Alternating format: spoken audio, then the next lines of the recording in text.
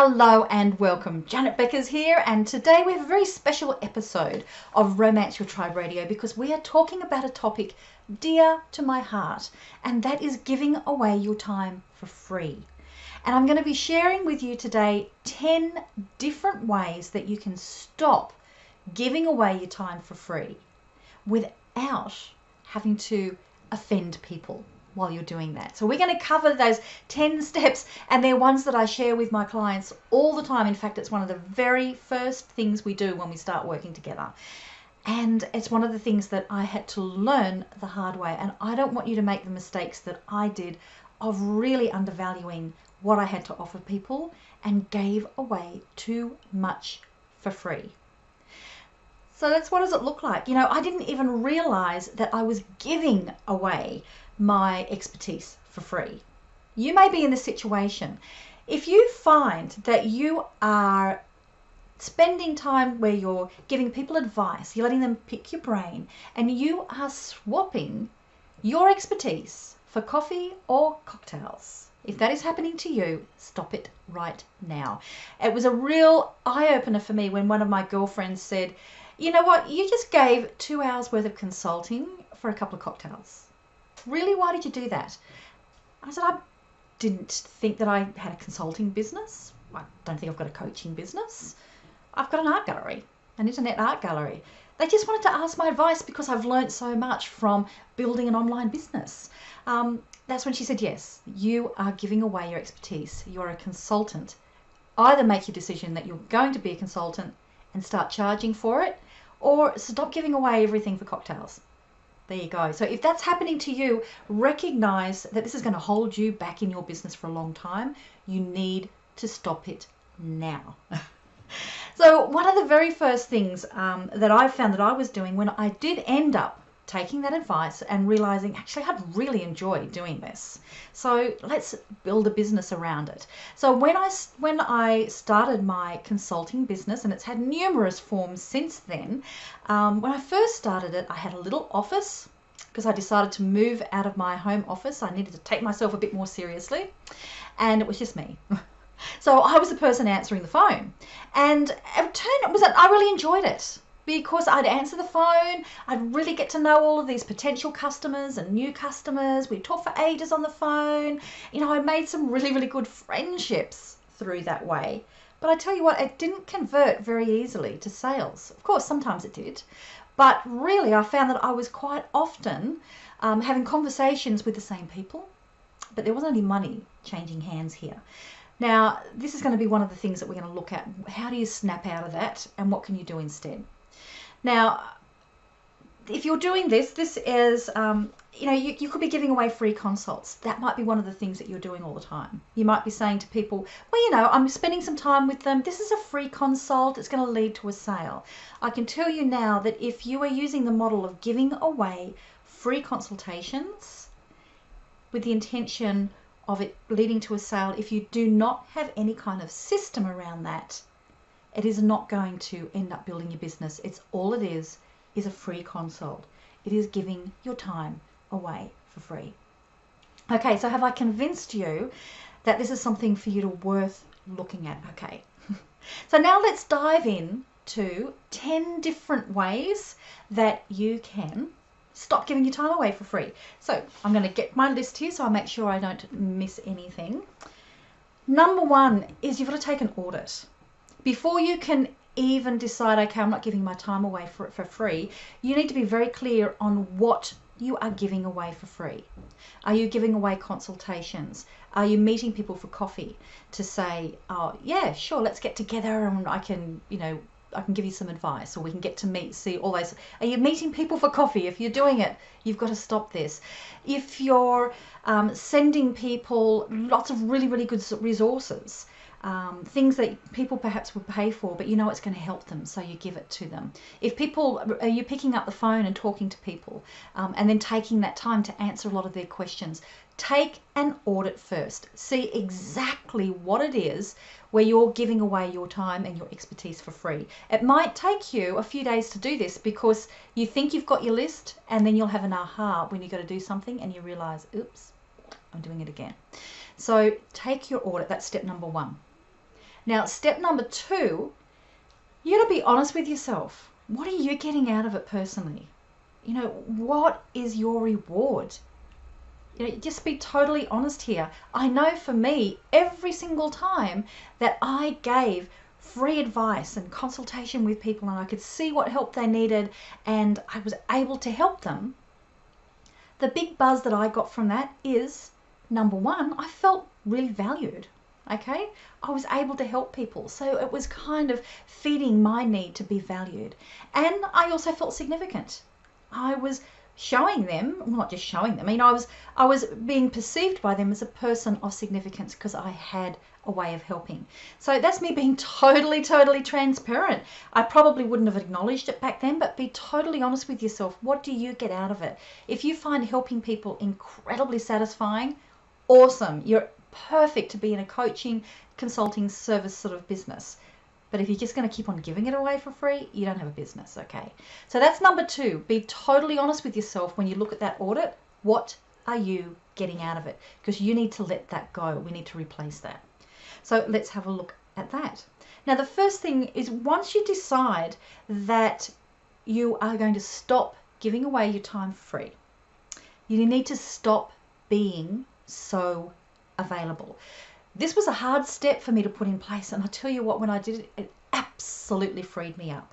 So if you are a person who is answering the phone and somebody is wanting to get some advice from you, or you're thinking I can really help them, you can say, look, I don't have time at the moment to be able to give you the help that you need.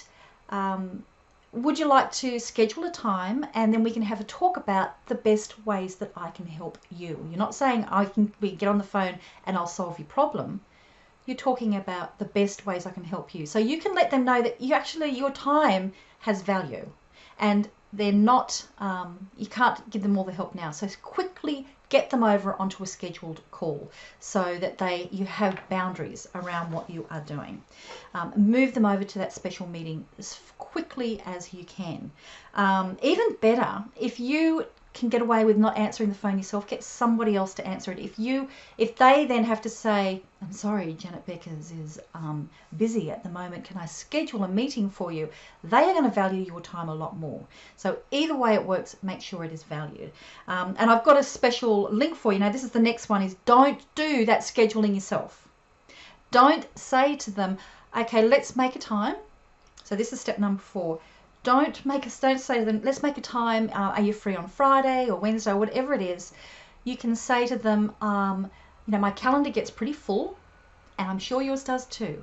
So I'm going to give you a special link. Let me email it to you, or you might even be able to just say out what the URL is. And this will give you access to my calendar so you can find a time that suits you.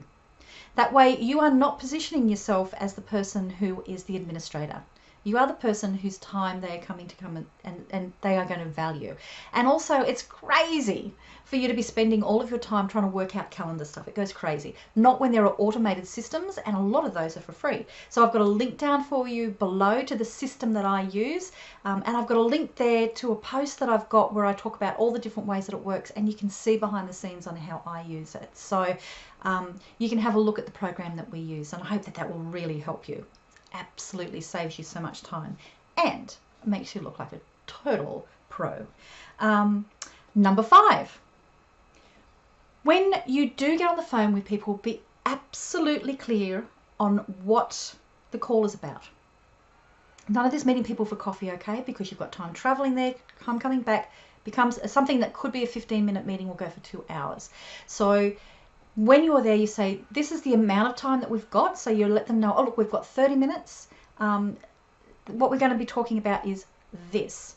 So, and it could be to find out what your big problems are. And I'm going to help you to work out if I can help you and the ways that I've got to help you. So it's very, very different to saying, tell me what your problems are, and yeah, sure, I can help that, and I'll give you this advice. Completely different way. So you're letting them know that there are boundaries on what you can talk about and boundaries around how much time you have got.